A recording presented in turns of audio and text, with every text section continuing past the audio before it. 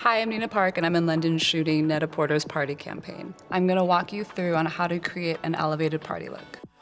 So the look that we're creating today is a really easy look to create at home. This is the one that we're gonna go with today. A nice velvety lip. It's very matte, almost like a rose petal feeling. And if I'm going to a party, I feel like my makeup would have to last and I would wanna really put my focus on one part. So if it's my lips, I would really want everything else to be pared down. The first step that we're gonna start with is skin prep. I've cleansed my skin already and I already have toner on, so I'm just gonna do a light massage. I'm gonna go in with some serum, some moisturizer, and really get the lips hydrated for our lip moment. I love this one. It's a vibrating gold bar. It just awakens your skin. I feel like if it's shaking, it's working. Next step is serum. Create like a really nice dewy skin. So I'm going in with moisturizer next. Using moisturizer after the serum really locks in the moisture. It's so important to use moisturizer before makeup. If the texture of the skin is not moisturized, then no matter whatever foundation that you put on top is never going to look right.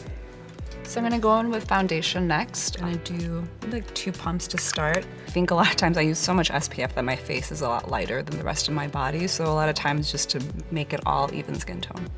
Just start with the smallest amount, blend it out and see where else you could add more.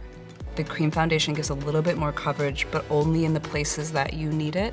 I think a lot of women just think like you have to use one type of foundation for your entire face, but it's really not like that because the skin under your eye is different than the skin on your cheek. It's different than the skin on your neck. So from here, I'm gonna just use a little I hate to say the word contour, but just like a little warmth and definition. I think it's just like finding where your bone is and just directly under. It really blends well and doesn't leave a creamy residue or streakiness to it. So now that the complexion is done, we're gonna move into eyes. I'm gonna go in and curl my lashes. I have pretty straight and coarse lashes, so this step is very important to me.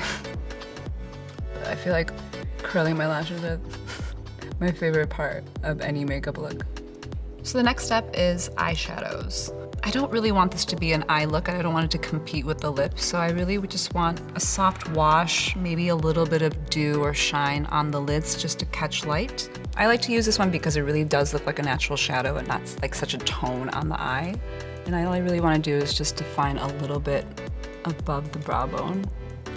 I'm gonna go in with the Surratt creamy eyeshadow. I love this one because it gives such a beautiful glow. There's a little bit of a sparkle. I typically like to do a tight liner right at the lash line. And then if I want to add like a little wing or smudge it out, Q-tips are your best friend when applying liner.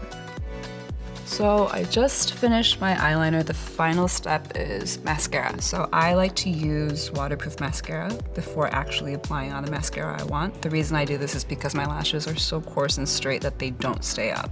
And I find that waterproof mascara really holds the curl. So I have the waterproof mascara on already. I'm gonna go in with the regular mascara.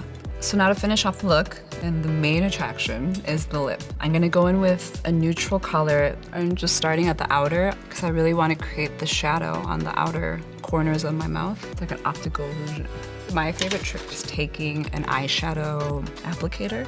By doing this, it softens the line and makes it look a little bit more organic and natural. This color is blended in and now I can go in with the lipstick. So I like to start at the center first. Because it's a very velvety texture lip, I'm gonna go straight in. It's not a stain where I can just use my fingertips. I really want the color to show and be very rich. I press a few times to see where I need to add more and where I need to fill in. So this texture is great because it's not so creamy and it really has almost like a satin finish on your lips. So I'm using this applicator again just to kind of blend the two and marry the darker color to the red, and just to soften any hard lines. So I just need to clean up a little bit. I'm taking a damp sponge, a little bit of the leftover foundation that we were using, just using the edge and cleaning up. I'm just gonna use blotting paper just to take some of the shine down. It really feels like a rose petal right now. Very velvety and soft. And I feel like it has a rich color too, just from using the darker tone and the red on top and really blending the two together.